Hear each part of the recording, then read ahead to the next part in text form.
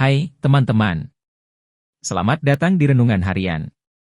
Di sini, setiap hari kita akan merenungkan kehidupan, menemukan pelajaran berharga, dan meraih ketenangan jiwa.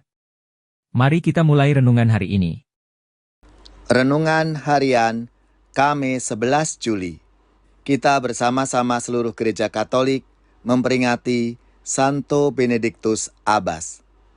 Semoga kita bersama keluarga, komunitas kita, selalu dalam keadaan baik, tetap sehat dan bersemangat. Marilah kita mengawali renungan kita hari ini dengan tanda kemenangan Kristus. Dalam nama Bapa dan Putra dan Roh Kudus. Amin. Allah Bapa yang Maha Kudus, sungguh berlimpah kasih dan kesetiaan-Mu bagi kami. Bantulah kami untuk memberikan perhatian kepada semua orang yang kami jumpai, seperti teladan Putra-Mu terkasih, Yesus Kristus. Sebab Dialah Tuhan pengantara kami, yang bersama dengan Dikau dalam persatuan Roh Kudus, hidup dan berkuasa, Allah sepanjang segala masa. Amin. Dalam nama Bapa dan Putra dan Roh Kudus. Amin. Inspirasi kita hari ini dari Injil Suci menurut Matius, bab 10, ayat 7 sampai 15. Pada waktu itu, Yesus bersabda kepada ke-12 murid-Nya, "Pergilah dan wartakanlah, kerajaan surga sudah dekat. Sembuhkanlah orang sakit, bangkitkanlah orang mati, tahirkanlah orang kusta, usirlah setan-setan. Kalian telah memperolehnya dengan cuma-cuma, karena itu, berilah pula dengan cuma-cuma. Janganlah kalian membawa emas atau perak atau tembaga dalam ikat pinggangmu.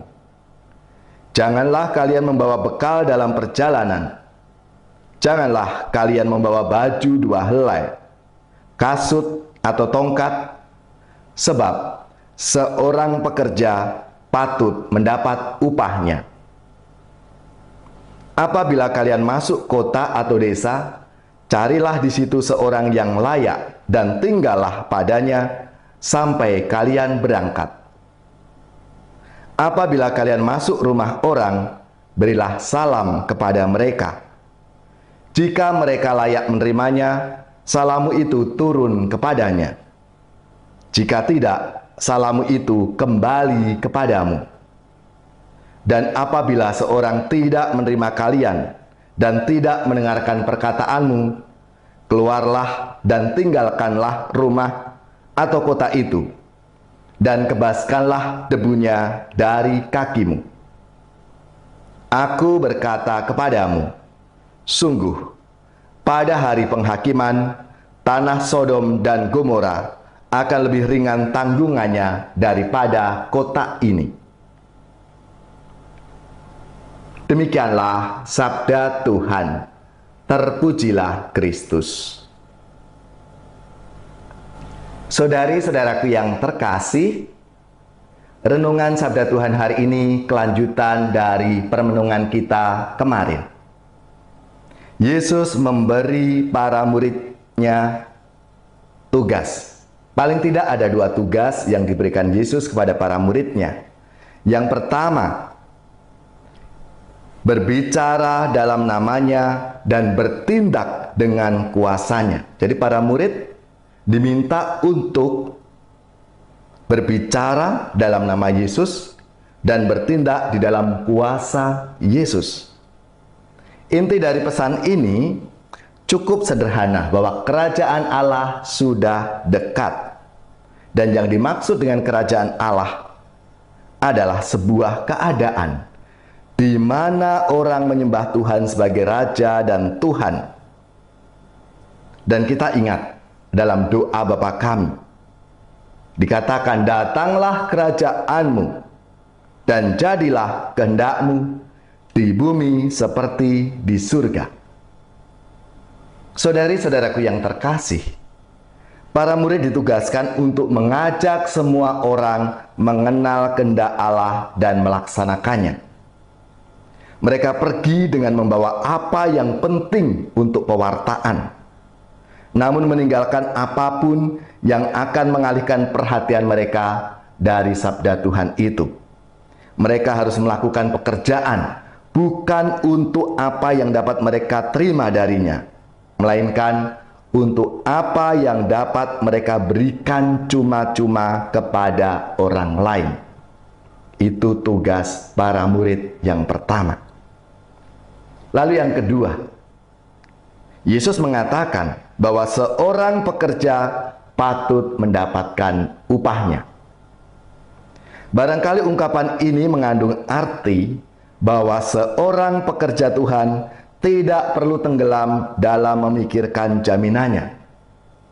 Sebaliknya, diharapkan bahwa umat Tuhan tidak boleh gagal dalam menopang para pekerja Tuhan. Dan Tuhan Yesus mengakhiri pengajarannya dengan peringatan bahwa orang yang menolak firman Allah, ia sudah berada dalam hukuman. Tuhan memberikan firman-Nya agar kita punya hidup di dalam Dia. Saudari-saudaraku yang terkasih, itulah tugas yang diberikan Yesus kepada para murid-Nya, dan tentunya juga untuk kita semua. Mari kita semua dipanggil untuk mewartakan bahwa kerajaan Allah sudah dekat, dan kita sendiri mengalami kehadiran kerajaan Allah itu, mulai dari keluarga kita, komunitas kita, dan dimanapun kita diutus. Di tempat kita bekerja, dalam karya pelayanan kita, supaya semua orang mengalami rahmat dan berkat Tuhan itu. Saudari-saudaraku yang terkasih, marilah kita siapkan hati kita untuk menerima berkat Tuhan. Semoga saudari-saudara sekalian, keluarga-keluarga, komunitas kita, orang-orang yang kita doakan, mereka yang sakit, yang menderita, seluruh tugas, belajar, pekerjaan, usaha, serta karya pelayanan kita dibimbing, dilindungi, dan diberkati oleh Allah yang Maha Kuasa, Bapa dan Putra dan Roh Kudus. Amin.